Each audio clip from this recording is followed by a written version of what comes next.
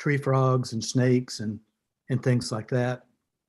And a tripod would come in handy there too. So a travel tripod I would recommend as well. All right, here we go. Thank you. All right, everybody, welcome. I think Snakes people are... and things like that.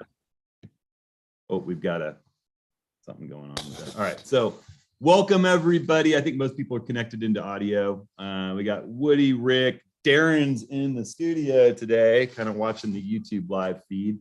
So we got a studio full of folks. We're going to talk a little bit about traveling with gear. There's a whole bunch of people I see on Zoom right now. They're going to be with us in Costa Rica. That's exciting. Yeah. I actually Not me. Yeah, well, Rick's got the monkey banana problem. So we're going to be, actually, my family takes off Thursday, and we're going to be there for about a week before everybody else gets there. And David Archer is going to take off Saturday? Tuesday. Or Tuesday. All right. So, and you'll be there for a little bit beforehand. So we will see the rest of you when you all get into Crocodile Bay. It's going to be a ton of fun. So I'm going to talk about some strategies that I often use traveling with gear. Rick's going to talk a little bit about a couple, he'll augment that. Yep. David can chime in. I know you have to leave before too long, right, David? Yeah, I got to cut out by 12:30. Okay. Well, we'll get as much in there as we can, and we'll take some of your guys' questions, mainly stuff that's travel and gear related, but we'll see how much time we have for all the rest of them. All right, cool. So, when I travel with gear, I think one of the things that I often get a lot of questions about is, well, how do you get your tripod on the plane? Yeah. And I think most people who know me, that my ultra light, kind of long, tall set of legs is the smallest tripod I'd be willing to work with. It has no center column and it still gets up above eye level for me. So, I don't tend to carry stuff like that on the plane. I have these rolling LL Bean duffel bags. I have a couple too from the North Face. They've got a handle that pulls up out of them. They don't weigh very much. And I'll just put my tripod in its little travel case. This is my lightweight tripod and a monopod for Costa Rica. And I'll just put them in that duffel. And then I pack pillows. I like my own down pillow if I can possibly afford the weight. And clothes and things around that and cinch it up tight. And I just check it. Traveling with gear for me requires checking at least one rolling duffel. And I don't care whether that's Africa or Costa Rica with its weight limits.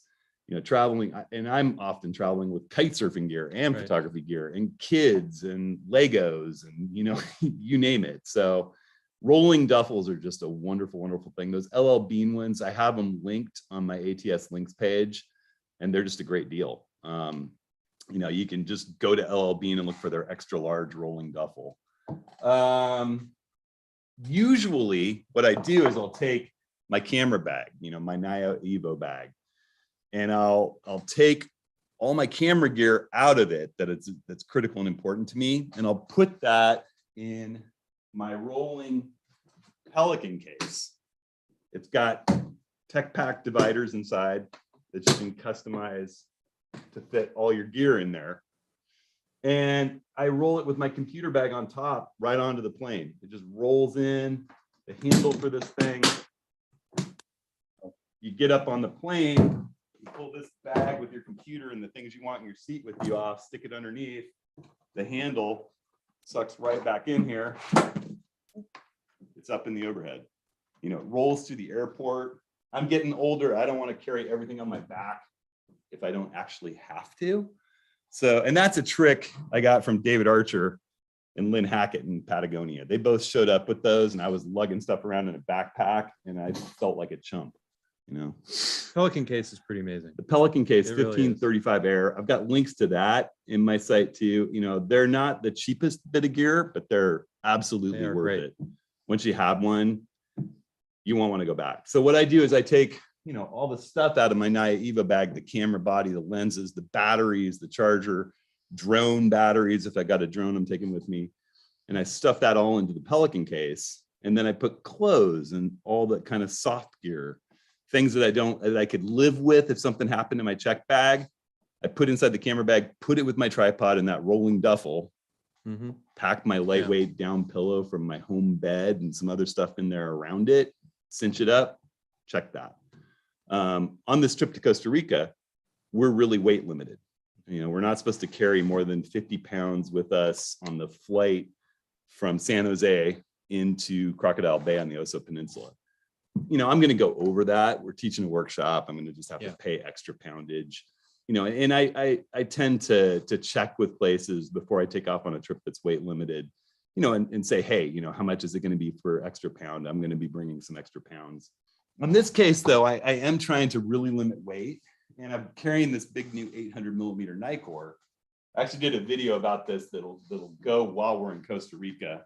And so what I've done in this trip is I took the internal camera, the removable camera insert out of my Naya Evo bag. This is a new one that I'm kind of prototype testing, a new fabric that they're using.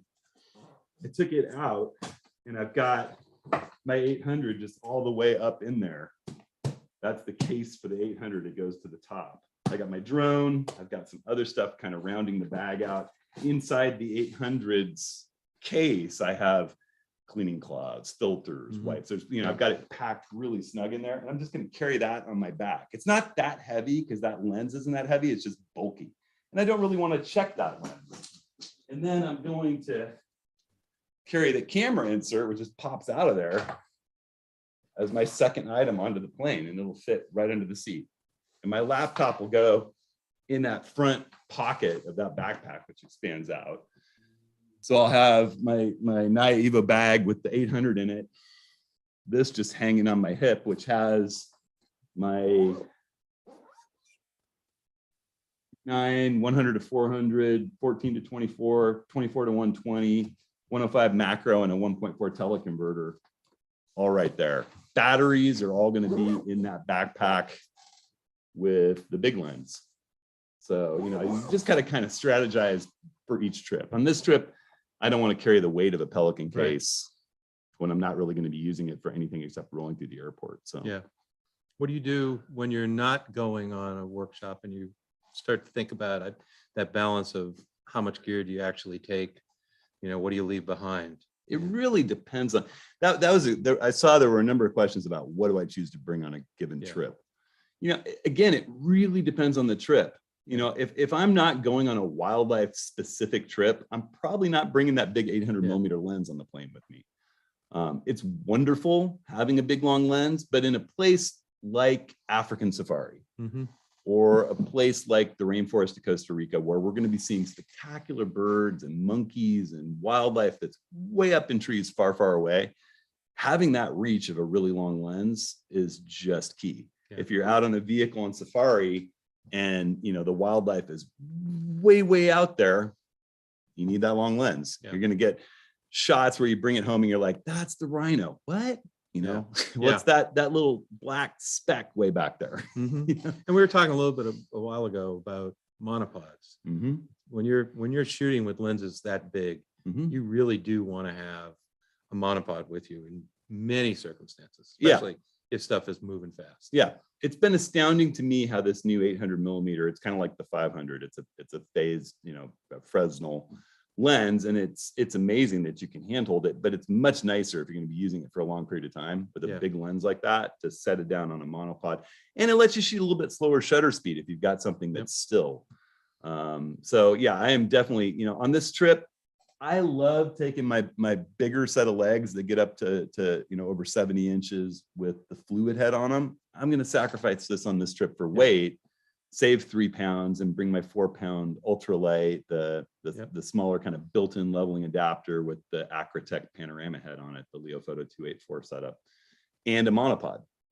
Because I'm going to want to have that monopod with that 800 millimeter in the van with me. It really depends on the trip. You know, I went on a trip to Mexico in December with my family, and I chose to just bring my drone, my GoPro, my Z50, the 16 to 50, and the 50 to 250 millimeter lens. And there wasn't a second I regretted it. You know, this was a trip where I want to do photography. I've got a camera that gets me the equivalent of everything from 24 way out to 375 because it's an APS-C sensor with a 250. And it was great. You know, being light was really, really Yeah. nice on that trip. I'm more focused on my family. On a big workshop trip, you know, it's different. Yeah. I need to bring gear that other people can use too. When we're taking El Jefe, the van, on a workshop domestically, Everything goes. we take everything. Yes. We take the 100 to 400, the 500, the 800, All the Pelican cases. yeah, the van's loaded with stuff because who knows who might want to use something. Right. But yeah, when you're flying, it's a little bit different story. Yeah.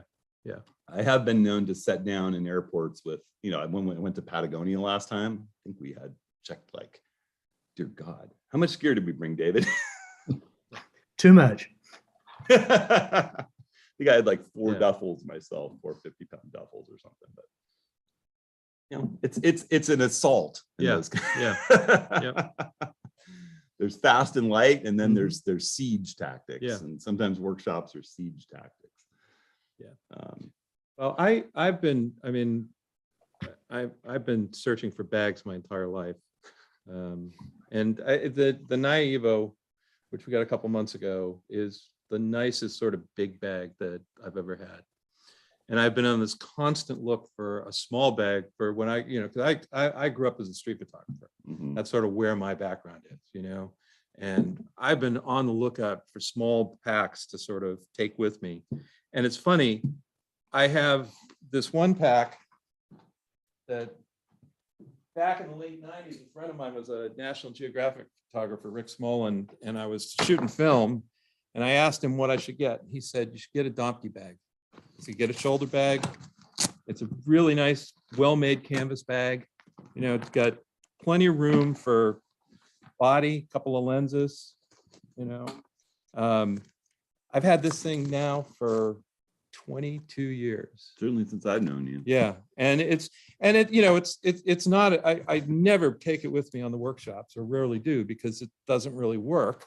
But for something like this, it's great. Yeah. It fits underneath the seat. You know, I can put. You know, I've got my Canon 16 to 35. I've got Sony 24-105. I've got my 35-1.4 on here. I've got filters, camera thing. Strap. I've got my charger and my Loom cube. Loom Cube panel. It's got wonderful pockets on the side Looks like your GoPro's sitting right here. and a GoPro. One thing I wanted to show is, and my latest air tags. Oh yeah, that's a great idea. So if I leave it somewhere, I'll be told. But this bag, even today, it's still like $120. Yeah. You know, and it's rock solid. And when I'm going to visit family, you know, or like this week, I did not need to bring everything because I'm not shooting all week. You know, I just wanted to bring a basic kit with me, and that's it. It's a great. It even will fit a 70 to 200. So, yeah. I think it's an interesting question, what to bring with you, what not to bring with you. Yeah. You know, and there's times where, you know, think of like writer's block. Sometimes we get in a little bit of a rut with what we're shooting. And I have found myself having a really good time lately, you know, if it's not a critical trip, if it's not a workshop, saying, you know what, I'm just going to take the 51.8 out today. Or even if it is a workshop sometimes I'm like, I have been here enough times. I want to focus on all the folks out here and what they're doing, and maybe take some pictures of them out in the landscape. That's kind of been a really fun thing for me of late. So having a prime that's got a wider aperture and just kind of moving my feet and thinking differently, you know, sometimes taking less can be more on a journey. Yeah. I mean, I think, you know, if you're going someplace very specifically for wildlife, Oh yeah. you know, or, you know, those landscapes where you need a wide angle lens, you know, this is again, we keep getting back to the point that the lenses they're making right now are just crazy. I mean, that, you know, I could see going on a trip and all I take with me is the 24-105 and the 100 to 400 and the teleconverter, you know, and that pretty much will get me everything I need. Yep. You know. Well, and the fact that, you know, I was just marveling at this. I shot this video this week, in the fact that I have the 14 to 24 through the 100 to 400 with a 1.4 teleconverter and a 105 macro all in this bag with the Z9. It's pretty nuts. Yeah. I mean, it's just, things have gotten really cool. That gets me all the way to 560. Yeah. 14 to 560. Mm-hmm. It's nuts. You got anything over there on YouTube there? Nothing yet. A couple of first timers. So Okay, all right. David, do you have anything to throw in before you wind up having to take off today? You're gearing up for Costa Rica. Yeah, one thing I advise people is look at the flights and look at the size of the airplanes that are on the different legs, and that may dictate whether or not you're really going to need the extra safety of the Pelican in case you might get it bumped out and have to be checked. Yeah, That's one nice thing with the Pelican. Yeah. You know, I fully expect I'll be able to carry this little guy with me on every plane that we're on, but I know that on the flight from San Jose out to the Oso, I'm gonna have to check the 800 in my drone, or at least gate check it. You know, I'll hand it to someone. And Hudson, what bag is that again? Is that back one just came up? The Naya Evo. This guy. Well, this is the Naya Evo's removable camera insert. It goes right in the Naya Evo bag. This is the size medium, so fits all that stuff. And also, you know, seriously, people keep asking us, do you really like the Naya Evo better than the f-stop or the? The more I use that bag, the more I love it. And I've been having meetings with them. They're like the coolest guys. Yeah. They're super, super nice. One's up in Sweden and one's in Croatia. The two guys who really run the company. And the bag designer worked for years for Deuter and a bunch of European bag makers, and worked for f-stop for a while, and then kicked out on his own. And it's beautiful stuff. They're really, really cool. And they have a sustainable ethos, and they're just really nice guys. So I want to see them succeed. They've got a pretty good toehold in Japan and Europe, but they're just starting to come here. The bags are amazing. So we hit some questions. What about, well, Elizabeth asks, like, you know, going to a place like Costa Rica, should she bring a macro lens? Yes, for sure. I mean, David, do you want to speak to the macro opportunities that we have in Costa Rica? Yeah, macro lens would be very useful in Costa Rica. There'll be some things where we'll be shooting tree frogs and snakes and things like that. Yeah. And they'll be, excuse me, they'll be on perches. We'll be up close. And flash is not required, but it wouldn't hurt if you have a little bit extra space to put one flash and some sort of a wide diffuser. Right. If you have room, not essential, but I'm thinking about bringing one, especially if it's a really overcast, rainy day. They'll just give you a little more to work with. I'm planning on bringing my SD5000. I have one, so might as well. So, you know, I talked about the AirTags, which are an Apple ecosystem thing, where basically they're sort of like sort of like the tiles, right? And hopefully the battery lasts longer, though. Hopefully, but what do you do in terms of labeling your gear, having cards, and all that sort of stuff? I mean. Jim Lamb says he's got small stickers from Moo, and he places them on anything that might get loose with his name, phone number, and email alias inside. I have my business card in every bag. Usually on the outside of my bags. You know, I hang luggage tags off my rolling bags with my business card in them. You know, hopefully, if something gets mishandled, the people are honest that get it back to you. I think insurance is important, especially if you're doing big international travel. You know, and I will warn people, if you have even a website that offers the sale of prints, even if you just set up a SmugMug site and you don't really sell your photos, but it shows that someone could buy a print from your website, your homeowner's insurance may decline a claim from you. That happened to me years ago. However, it was a really nice agent that I've worked with for years. And when I brought up the fact that, well, I've been paying this extra rider for all my photo gear for the last 10 years, what they did was they refunded me my premiums that I'd paid over the years since I was working as a professional photographer. And it wound up paying for my loss, basically. But it's just something to be aware of, that they may well decline you if they can see that you're offering any photography for sale, as you know, then it becomes professional gear. And you know, for me, obviously I run these workshops, I get permits through the national parks. I have to have a pretty big comprehensive general liability policy. to show the government, and that covers my gear while I'm traveling. So, you know, it's important to make sure, because you just never know. I actually got a question via email recently, or maybe it was on YouTube, I don't remember, but it was about traveling in, you know, trailheads around the Pacific Northwest, and with a rise in crime nationally, you just never know, leaving stuff in the car. And I would give the example of my friends John and Eva, who are just, you know, they're Nat Geo, you know, career photographers, you know, and kind of the latter part of that career, who've been doing it for so long, and they travel in a Toyota Tundra that had a little side crunch accident, and they never fixed it because it makes it look a little rougher. And they have an old cab over canopy on the thing, and they shipped it to Iceland for 3 months. They shipped it to Namibia and South Africa. Like, they travel, this is their photo truck, and it always looks kind of beat up. It always looks kind of dirty. It's kind of mom and pop kettle looking from the outside, but actually all the equipment is like ladders strapped to it and fishing nets and all kinds of stuff that they actually use, a foldable canoe. Inside, they've got little hidden compartments that they've created for their camera gear and their computers. When they get out of it, they never have fancy looking photo backpacks. They've got like a beat up looking REI backpack with their stuff in it. You know, they get everything packed in before they get out. If they go to the coffee shop to work on their computer, they have battered up old FedEx envelopes that they slip their MacBooks into, tuck it under their arm, and don't pull it out till they get in the coffee shop.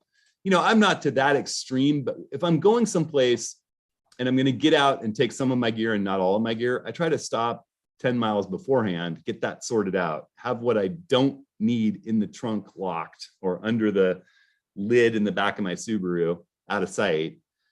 Nothing that looks the least bit stealable inside the car. You know, you can even leave the glove box open empty, you know, make it look like this car is empty, and then take everything out of the back seat and hit the trailhead. And then just, you know, you got insurance for whatever's in the back. There's no way around it. So Who's your photo insurance with? Travelers. Yeah, it's more business insurance, but they have a rider. And for me, it's a little more complicated because I had to go with a company that will write an indemnification certificate for the US government and the National Park Service in order to run park workshops. So you guys probably have a little more leeway with who you might find as a provider that doesn't necessarily have to have that level of coverage. Plus, it's millions of dollars for driving a van full of people into the national park. Right.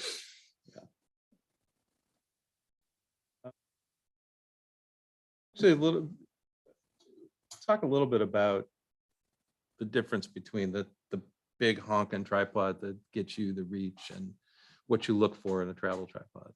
Well, okay, so hold on one second.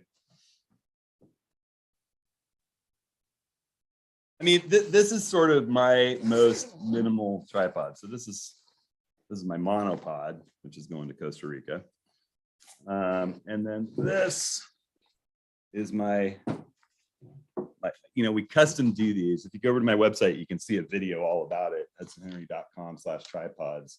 But this is the little Leofoto 284 CEX. It has 4 sections.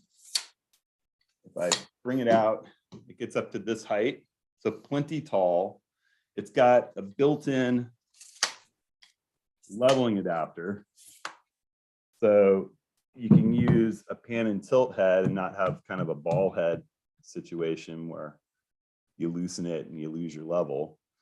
And I've got the Acrotech panorama head, which weighs 1 pound and holds 25 pounds. And you get this thing level. So it's just as easy to work with as the fluid head. The one thing it doesn't have is that smooth fluid motion if you're going to do video movements. And the, you know, complete protection from flop that you get with a fluid head. You just use this little tension adjuster on the side for what size lens you have. It's real nice finite system. Scott over at Acrotech is a master machinist and engineer. And it's got a lever lock. The whole thing weighs 4 pounds, which is a little bit light when you're working with, say, an 800 millimeter lens on it. But you throw a stone or a bunch of sand from the beach in this stone bag down here, and all of a sudden you can make this tripod 20 pounds, and then it's plenty to lock down 25 pounds of gear on the top. You know, I don't want a tripod that has a center column, because the minute you put the center column up, you lose the stability created by the fulcrum of these three legs coming together under the head. And I don't, yeah, I mean, you put that up and I don't want to stoop to work. And let's say I'm out on a hill, you know, you get out on a hill and you try to throw that one leg out down the hill, all of a sudden you're down way low trying to stoop down and work with your camera. You know, I want something that gets up to where I can work with it, you know. And the big fluid head that I have, I really love that fluid action in the head. It weighs 3 pounds more. It's a 7-pound system. And the tripod legs get up to 70 inches. Now, people say I'm not 70 inches tall. I don't need 70 inches. But again, think of that hillside. Or there was a day where I had a beautiful view of the Seattle skyline up at Queen Anne Hill, but there's trees that kind of shade you from part of the view. Well, there's a seawall. You can hop up on that seawall and get 3 more feet up in the air, extend that tripod all the way out, and it's still at eye level when I'm standing on a 3-foot seawall. And all of a sudden I get a view out over the trees of the skyline and a better shot than anybody else gets there in that park. You know, there's just all kinds of advantages to having a tall tripod. So people bring travel tripods out that are half the size and weight of this. And I just sort of think, well, you know, for a point and shoot or a cell phone, that looks like it'll work. When we're working with big, you know, quality gear, you need quality camera support. It's always amazed me. I'll show up at a workshop and there'll be someone who's got $10,000 worth of camera gear and a $200 tripod that's half falling apart from 5 years. That's like the leg won't with a center column or with the center column. Yeah. And a little tiny ball head that when you lock it, it doesn't really lock. You know, they put their camera on and it drifts. Rectangular So- aluminum legs. There's a couple of questions about this monopod, the Leofoto MP-364C. All the stuff's on my website. And they said it's not on your website. No, my monopod's on the website. If you go and look, this monopod and this head are there. It's underneath the fluid heads and I'll look And- again. I did a search. One it's second. there. It's there. Hold on. Later. Well, if it's not there, I'll put it there and it'll be there by this evening. I swear it's there. I just sent someone there recently. And Carl was asking, what do you have on the for head on the monopod? This looks So like- it's a Leofoto VH-10. You know, here's the thing. People get these heads for monopods that are like fluid heads or ball heads, and it's way too complicated. All you really need is something that tilts. Because if you have a monopod, it spins. You know, it's not like you need something that pans. It pans by just turning the monopod. You put your hand in this strap to lock it down, and you can turn like that. All you need to be able to do is tilt and adjust the height. Right. So, you know, start with the bottom with your monopod, and that way, while you're working with it, you can easily grab this to get the last adjustment. You don't want to be reaching way down. Don't start here. Start opening the monopod from below. And that way, when you get to that last bit, you can adjust height right here without stooping. And then all you need to be able to do is reach over and, you know, you can have it where you can reach that with this hand and you're shooting. This is too tall for me right now, so I just drop it down a little bit. Camera's at eye level. I'm panning like this. I can tilt. That's it. That's all you really need. And I put one of these big clamps that I have in my sort of alternatives for setting up a fluid head. This is a Hope CP64. It's just a nice big clamp that turns any good. I don't particularly love Leofoto's clamps. This head is really nice. I don't tend to love Leofoto's heads, but this monopod head is nice. I just didn't like the clamp very much. So, yeah, and these are, I've got a pile of these things because they come in handy. Yeah, They come in real handy. They do. So, got anything for us over there on the YouTube? 2 things. One is helicopter stuff. Do you recommend doing a gyroscope or just get a shutter speed so you overcome any vibrations that are going on? There's a lot of vibrations on the helicopter, so fast shutter speed is critical. And I found in helicopter work, 70 to 200 is an amazing focal length, and 24 to 70. So if you have 2 bodies, one of each, I think you'll be more than happy with that. Yeah. I will make sure that this is in the tripods and support section but within the hour after this is over. Because I don't see it either, but I swear I put it there. So not infallible. Rick, maybe this one is over in the in the longer list, but any solo travel photography tips? Solo. So, Like oh, a solo trip photography. just heading out on your own. Yeah. I mean, as opposed to a workshop. Right. Yeah. Well, Yeah. I mean, I think Rick and I have done solo Yes. photography trips. Yes. That's one reason why we started taking people, is to have friends Yeah. along on them. Yeah. But I think the key is, as we often teach in the workshops, the preparation beforehand. Yeah. Look at other people's photos from the place that you're interested in going. On the one hand, to think about what's possible to capture there. On the other hand, to think about what's already been captured, and maybe you can find something new and portray it in a new way. Look at Google Maps, Google Earth, because it can give you a really good idea which direction sunrise is going to be, which direction sunset's going to be, what the lay of the land is. I would also say, if you're going for an event, Mhm. even if something as mundane as a full moon or something bigger like a eclipse, using apps like the Photographer's Ephemeris, the web version. The web version's amazing. And I think they're now charging $30 a year for it, and it's totally worth it if you go out. I'm not a big fan of the phone apps, No. but I mean, we use photo pills mostly for that. But I mean, Mhm. doing a lot of the prep work will then sort of help you sort of figure out what you want to do in terms of carrying kit with you. Mhm. I love Sun Surveyor's photo opportunities panel in Yeah. their ephemeris screen too. Yeah. I think it's well worth it to spend the money to buy Sun Surveyor photo pills and then pay the fee for the desktop access to the Photographer's Ephemeris. There's so much information there that's valuable, and that you can plan a trip out. You can say, well, I'm going to be there this time of year. What's happening with the moon? Is Milky Way going to be an opportunity? Is a full moon rise going to happen? Where is it going to happen? And then you can pull up Google Earth and put yourself, or the Photographer's Ephemeris, and put Right. yourself on the line and figure out, where would I want to be for that? When we plan for workshops, when we plan when we're going to do workshops, we look at those types of apps to sort of see what events might be happening. Where's there going to be a full moon or Mhm. a moon set that, Mhm. or where the Milky Way will be, and all those sorts of things. And you can get access to all of that stuff so much earlier than you used to be able to do, Mhm. so. It's pretty fabulous. I mean, we actually we're thinking about those sort of things with regard to what we're doing in 2024. Yeah. Yeah. Seriously. Like the eclipse, for Mhm. example. Yeah.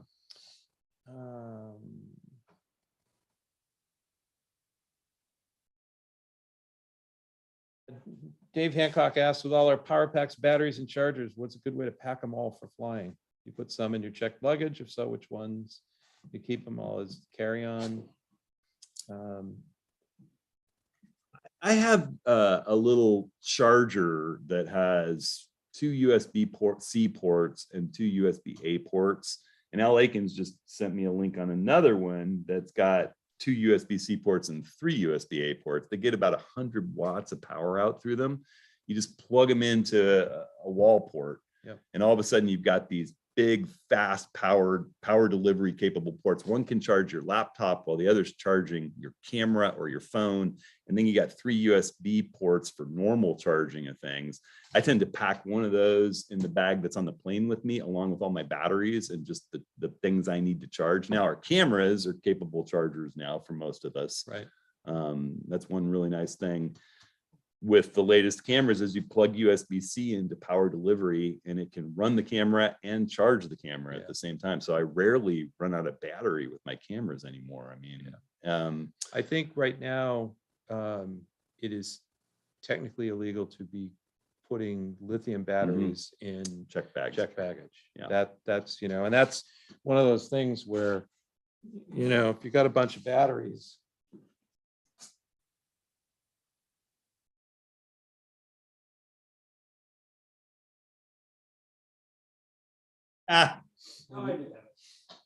these little pocket rockets that Think Tank makes, where you can put your batteries in. And one little tip that I have is when I take a dead battery out when I'm in the field, I always put it the opposite way of all the other batteries, so that when I get back, I know which ones I have to charge. Yeah, just get a system where you remember which way is which. Yeah. I do the same thing. And the other thing, to remember it, like my drone, that's one reason why my drone is in my carry-on backpack with the 800 is because half of that bag is batteries. It's got 3 batteries in it. All my batteries are in that bag. I'm not checking in the power delivery battery that I keep in my camera bag just to refuel my camera or charge my batteries in there. Make sure that the charger is there too, that you've got the actual thing that you plug into the wall to charge your camera battery if you need it. Because the last thing you want to do is lose that. Yeah. Even though you got your camera, you got no ability to recharge your batteries.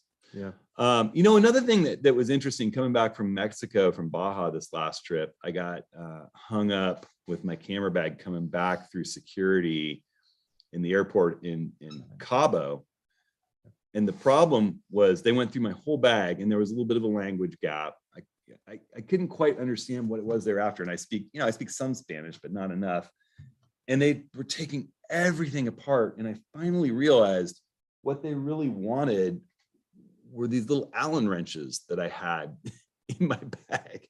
And they took all the Allen wrenches out of my bag. I had the ones for just taking my L bracket off and just those. So I have no idea why, but some countries may not want you to have little tiny Allen wrenches on the flight with you. So it was a little ridiculous. I was like, okay, I guess you can keep those. I have 100 of them in the studio, but Right.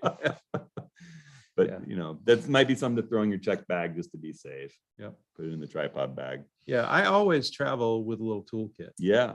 I actually bought one of those Really Right Stuff. It's sort of small multi-tools. Right. That is just great. It pretty much will open anything I've got.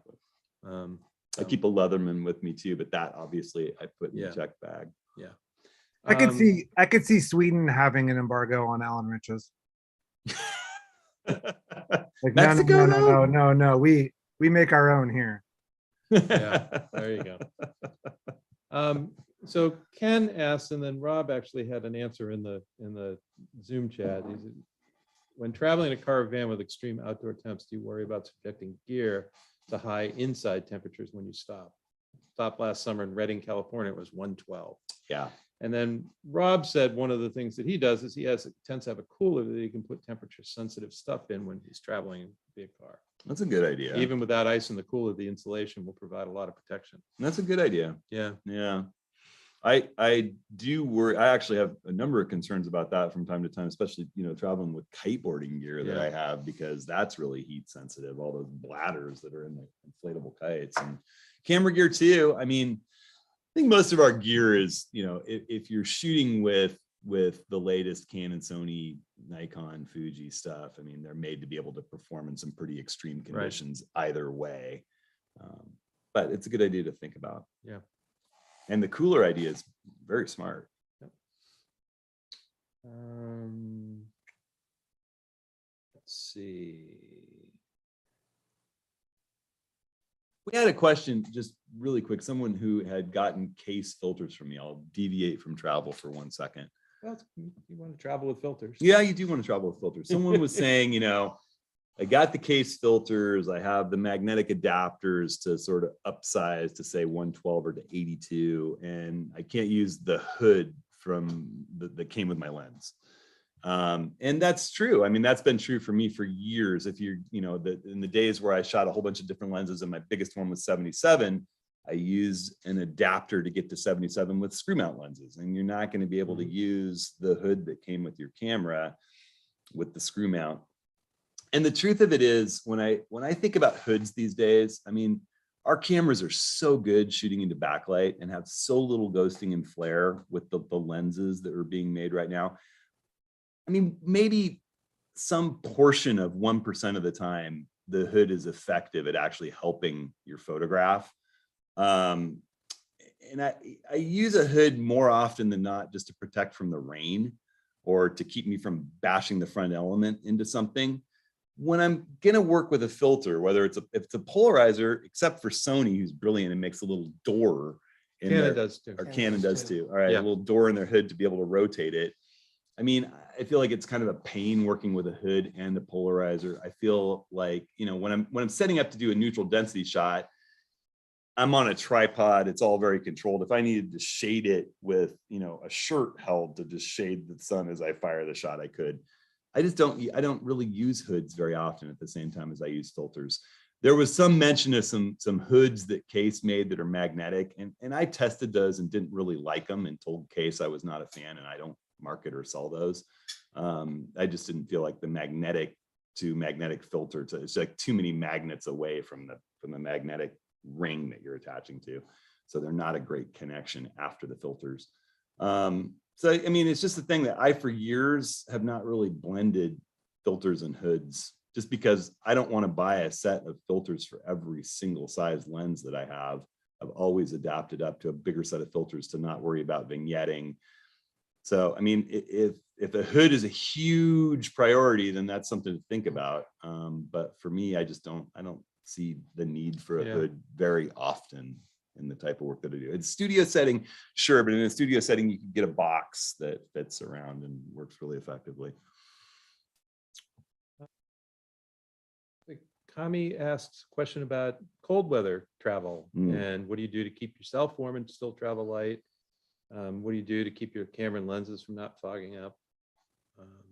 So with cold weather, I did a video recently on gloves. I have a really cool glove system that I love for keeping your hands somewhat warm while you're working with your camera, and then really warm in between working with your camera.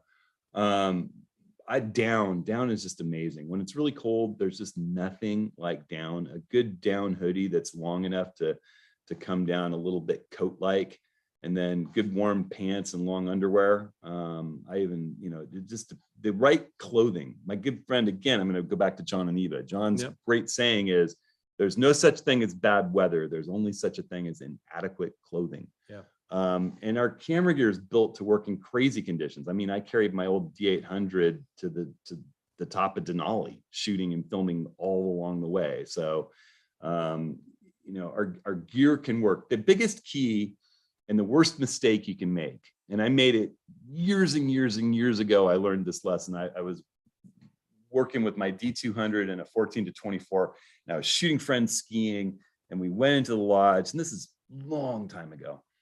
And we went into the lodge, and I whipped out the camera to look at pictures that we'd been taking in the nice, warm, toasty lodge, and every element in my lens went to droplets of condensation inside. You could look in, and it was like it had been in a shower. And it took all that day and night for that to all leave. That lens was toast the minute I pulled it out in that warm environment from cold. So I have found in even skiing and ski photography that if I leave it in the bag is enough insulation that I can go in and eat lunch for an hour and rest my feet if I need to, go back out, pull it out in the cold weather again, and it's fine. What you don't want is for that glass to hit nice warm air just natively. Right. And if you're in a situation where it's safe, leaving it outside the door to your house, outside the back door while you go in for a minute is a good idea. Just don't take it from really, really cold to really, really warm. It's the same thing you get with your glasses when you get over the hot steaming pot.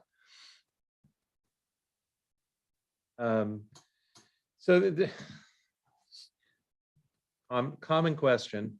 I had, if you have both the 500 PF and the 100 to 400 and the 1.4x teleconverter, and you're going to a place like Costa Rica, what do you do? I'm taking the 100 to 400 and the 1.4 teleconverter. But you have the 800 as well. And I have the 800 as well. But if you didn't have the 800, would you take the 500 as well? That's a tougher. I probably would. Yeah. Okay. All right. I probably would, because that 500 is so bleeding sharp edge to edge. And with the 1.4, it's more. Yeah. It's not a lot more, but it's enough more that it could make a difference. But the ease with which the 100 to 400 transitions from 100 to 560 is amazing. Yeah. It's just that having that range is such a great thing, and it's such a nice sharp lens throughout, whether you have the 1.4 teleconverter on it or not. It's fast focusing. It's the same size as the 70 to 200, essentially a little bit thicker, but not any heavier. It's amazing. It's just an amazing tool. It's tough to not take it. Hey, I got a Sony Corner question. Yay. William Davidson's going to Lisbon to shoot, and it's a beautiful city to wander around and shoot it. He's going to do mostly street photography. He's using a crop sensor Sony A6600 and is asking whether he should get the Sony 20 millimeter G or the 24 millimeter G Master. And I would tell you, spend the money on the 20.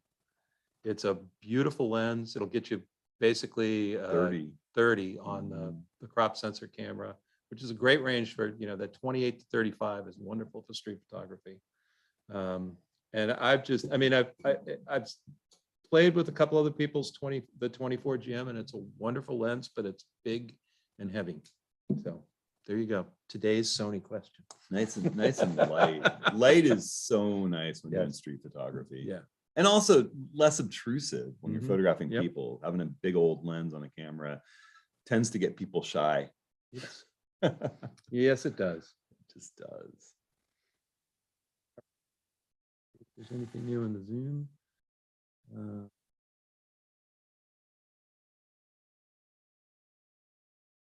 Do nothing there. So this is not a gear question, and you and I differently, so this will be interesting. We're both Lightroom guys, and Kathy or Jim asks, when you're out on the road, do you import to your main catalog on your portable drive, or do you create a travel catalog and merge when home? We are different in that regard. I really don't mess with multiple catalogs. I have one big catalog on a Samsung T7 1 terabyte drive, and it has all my previews. If I want to work with files that are on my NAS here in the studio, on the road, my network attached storage, I'll just build smart previews of them so that I can export small JPEGs. I can work on the raw files if I want to. I can use them for examples and workshops and things. I keep my portfolio images with smart previews in that catalog, and that catalog travels with me. It's just a little SSD that plugs into my laptop. When I come home and I jump onto the computer that Darren's sitting in front of, I plug that same hard drive in, fire up Lightroom, and I'm right where I was on my laptop when I left off, except that all my files are accessible. And I can just drag the files on the second hard drive on this. I have a second 2 terabyte. I have two 2 terabyte hard drives in this, and I can take the files off that and just drop them right into my NAS in Lightroom, and they transfer while I go and get coffee, and everything's right where it's just simple.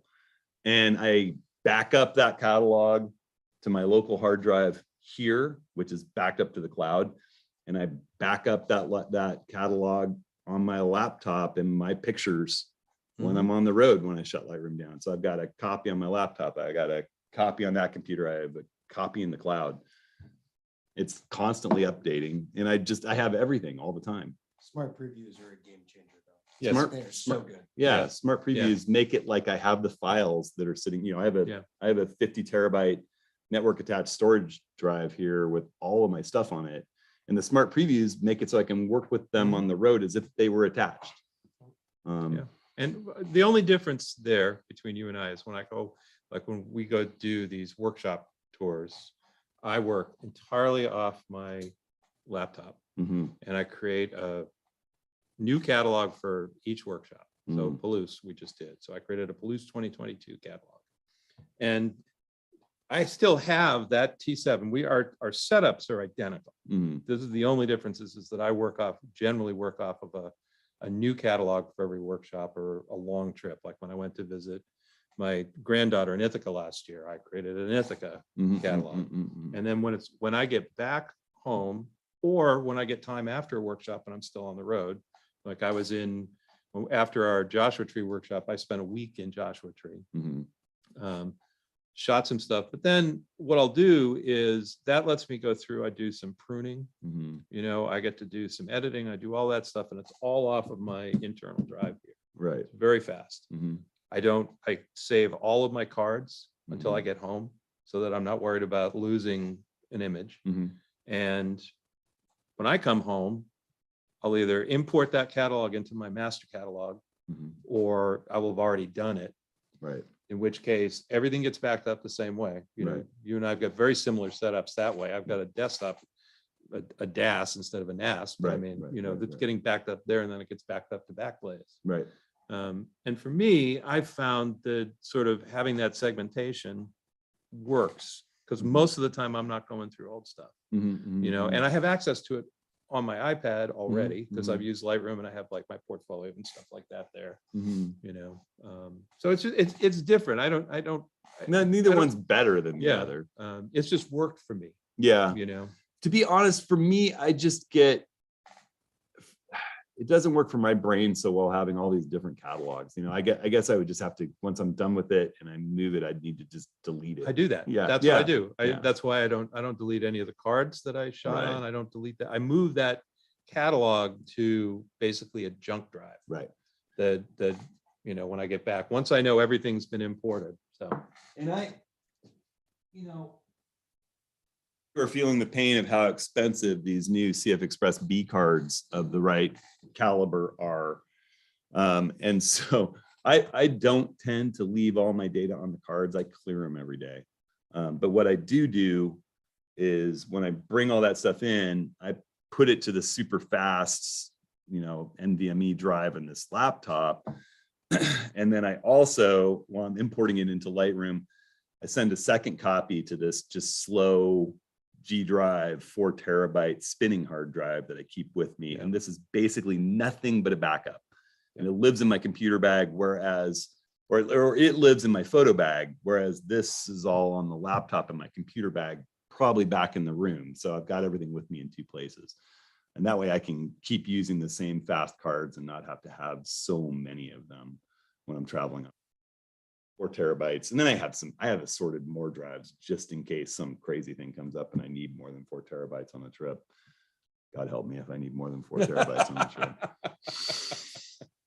well, Yeah. how many frames per second you got on that thing? Yeah. Well, you try. Yeah. I try to do a bit of culling every day. Yeah. Get rid of all the ones where they're out of focus and looking in Right. the wrong direction, or it's the bird butt, you know. Yeah. Yeah. So Ooh, do. Woody's down in that morning beer. I know it's kombucha. I'm just teasing.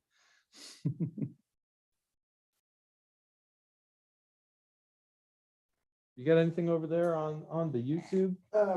Yeah, someone in Miami asking a question about any tips for Oregon Coast Secret Beach Milky Way shooting. Oregon Coast Secret Beach Milky Way shooting. The biggest tip for Oregon Coast Secret Beach Milky Way shooting is know how to identify poison oak. There is a lot of poison oak at Secret Beach, right where you want to be to shoot the Milky Way.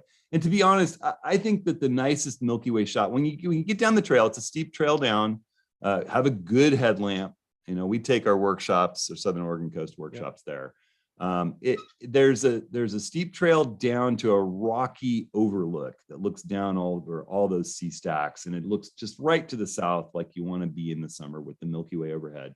And I think that shot with the stacks up against the water, you get a nice clear horizon. If you're like me and you'd rather composite the Milky Way from a star tracker shot to get that nicer, cleaner sky and shoot your foreground at blue hour, it's a really great way to do that. It's an easy composite because the rocks and everything are below the water. You can just use the water as that transition line. Climbing down to the beach is a little bit rough and it's a much more complicated shot. It's rewarding. It's cool. There's a lot of interesting stuff down there, those kinds of steep stacks with trees on top of them. But you also see those from up above. And I think the Milky Way shot from up above is great. Just be really careful about the poison oak. Bring some of that. What's that soap that you need for poison oak? There's Calamine? no, that's to relieve it once you've got it. There's a soap that gets it off of you, gets the oil off of you. I actually was so excited. I was with Charlie Johnson, who's here somewhere. We rushed down there before the last workshop and we were standing in poison oak, sort of scouting. Someone's like, I think that's poison oak. And I was like, oh my God, you're right. We were both high stepping out of there. And we had that stuff back at the Dan. And I got my shorts off inside out and washed my hands and legs and feet. And it was okay, thankfully. But there is a lot of poison oak there. So that's my biggest recommendation on that. And have a good headlamp because it's a rough, steep trail back up and out of there in the dark after you're done. Terrence says Felsnappa soap. No, there's a there's a common product you'll find in the, if you ask at the pharmacy, they've got a Right soap here. that, huh? Phil's Napa soap. I've been using it for Techno. 62 years as a land surveyor. I haven't seen that in the local stores here in Oregon, but there's Tech a down. Right what, here. what tech. Yeah, that's it. I'm sorry, try to get Techno. it. There you go. Tech down. Techno, that's what it's called. That's what's in all the stores here. Works So if you're great. Fred Meyer's near Secret Beach, look for Techno.